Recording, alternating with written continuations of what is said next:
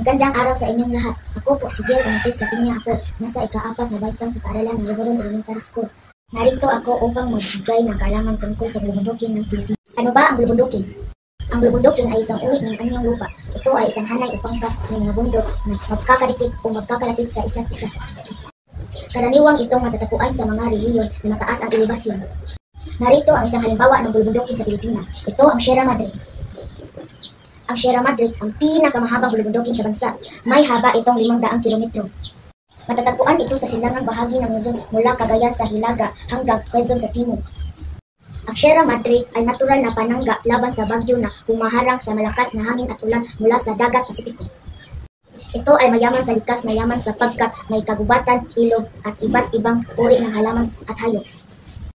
Dito rin naninirahan ang mga hayop na nanganganib, maubos gaya ng Philippine Eagle at tamalang.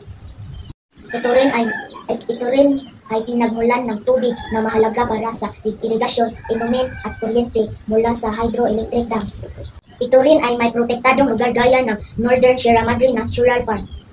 Hanggang dito na lang po at maraming salamat sa inyong pakikinig. Muli, ako si Jill Amitis Lapinya ako.